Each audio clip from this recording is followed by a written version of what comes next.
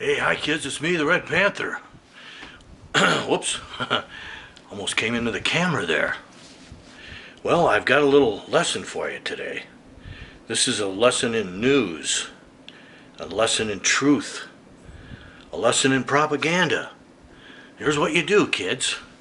You watch these news shows, but you take some notes. And you see if what they say is true. Later on, when the story unfolds, or down the road, then you look into this stuff and you see if these people really know what they were talking about. It's like a little test. Today we're going to test Fox News. This is about some future Afghan pilots that are missing. They brought them to America and they're going to teach them how to fly airplanes. And boy, they took off. Well, I don't know. Are they good guys or bad guys? You know, I don't have a clue. But we should know about this.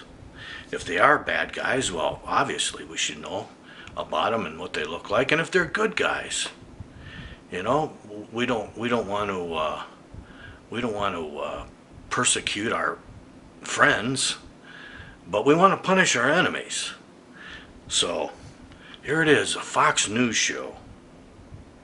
But that is the result of an imperfect burn. The black part is carbon going up into the sky, which didn't burn. Back to you in New York. All right, Mike Tobin reporting. Thanks, Mike. There's a nationwide alert out today to be on the lookout for members of the Afghan military. They were here in the U.S. and they were training to become, of all things, pilots. They were also given high security clearance. And then they went AWOL in Texas. Catherine Herridge is reporting in Washington. Catherine, what can you tell us about the bulletin, first of all? Well, thanks, Jamie. FoxNews.com was the first to obtain this bulletin about the Afghan deserters. All 17 are Afghan military officers. Were also given high security clearance. And then they went AWOL in Texas. Hey kids, let's take another look at them. This is another little lesson. This is called studying the news. See? We pause it.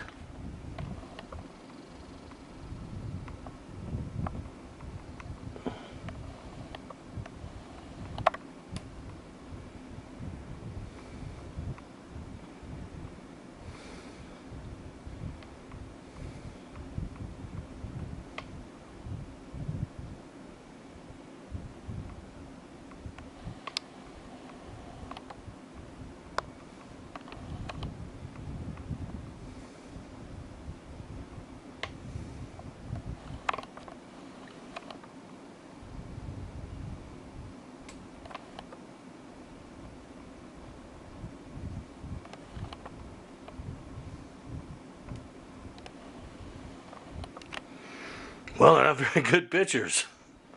If they wanted to catch these guys, maybe they could have gave us better pitchers. Okay, let's go on. In Washington, Catherine, what can you tell us about the bulletin, first of all? Well, thanks, Jamie. FoxNews.com was the first to obtain this bulletin about the Afghan deserters. All 17 are Afghan military officers, and they disappeared over an 18-month period while going to school at the Defense Language Institute at Lackland Air Force Base in Texas. Wait, they disappeared over an 18-month period? Hello, McFly.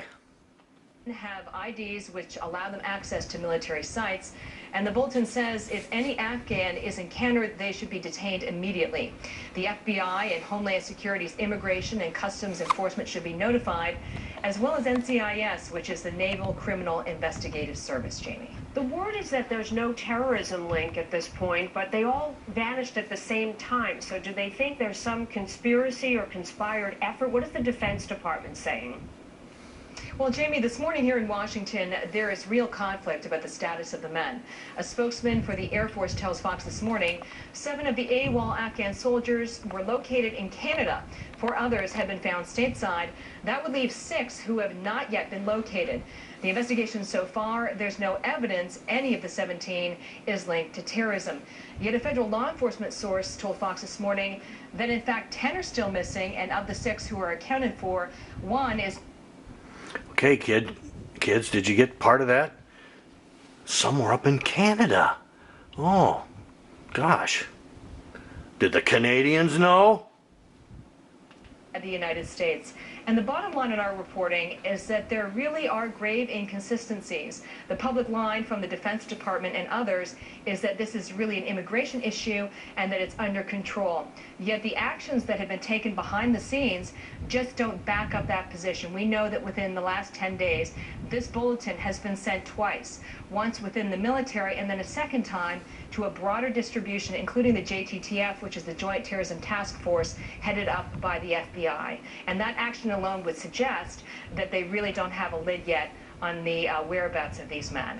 Catherine Herridge, thanks to you for your reporting and also to FoxNews.com for breaking the story. John. It is a FoxNews.com exclusive. So some in the federal government suggest this is, as Catherine reported, more of an immigration matter than a criminal matter.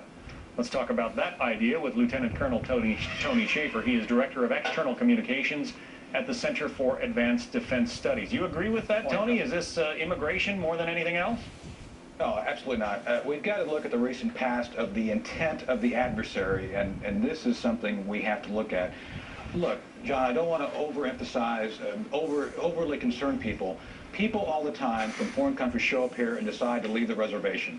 Back during the Cold War, I was in an operation where one of my jobs was to take a Russian, if he wanted to defect, and take him somewhere safe. Tony, should you be telling people that? Uh-oh. I don't know. The idea here is that we're at war with an adversary who has made it a point to try to penetrate our system. Back in October of last year, I believe it was, I talked to one of the NCOs who was shot. Sergeant Christian Hughes was almost killed while being a trainer of the Afghan National Police by the fact a Taliban had penetrated them. And we only have to look as recently as a few months ago when the Shahzad from Pakistan was here, posing as a totally innocent individual. So nothing is ever innocent when you're dealing with an adversary who is full of guile and deceit.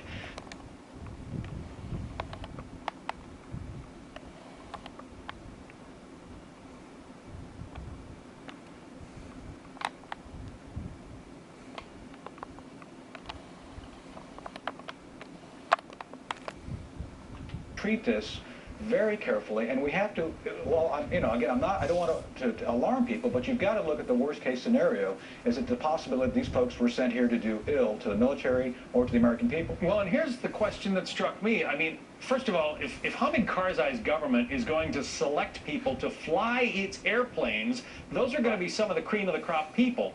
If they're going to be then sent to the United States to learn English and learn to fly over here, that takes it up another level. These are not the kind of people who have no future in their home country and are just going to walk away because they need grocery money. Well, John, let's look at the recent attacks. Shahzad was from a highly placed family within the Pakistani government. Abu Muttalib, the underwear bomber, also was from a family of wealth. So the pattern here is that they're not, the folks that are recruiting are not from, I would say, lower means, and most of them are intelligent. So, again, I think, yeah, the fact is that they're bringing their best and brightest, but that does not change the fact that they could have very radical views. And Hey, did you see how he set him up for that question? The old Fox guy. He gave him the kind of the intro and set up that next question. It was like, well, these guys, you know, they're the brightest, the cream of the crop. They wouldn't be doing that, would they? Oh, well, maybe they would.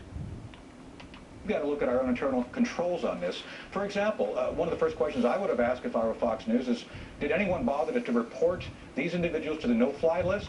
I mean, it's one thing to put them in a National Criminal Investigative Information database, but I'd be willing to bet money that these guys aren't even on the no-fly list right now, the ones that are missing. That'll be the next question we ask. Tony Schaefer from the Center for Advanced Defense Studies. Thank you. Thank you.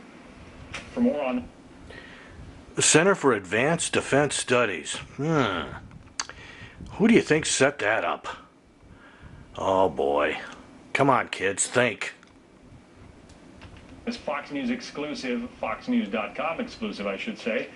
Check out the list of the names of the 17 Afghan military members who are missing from this training program at a Texas Air Force base. You can go to foxnews.com, see the pictures that are available, and find out what's happened to them.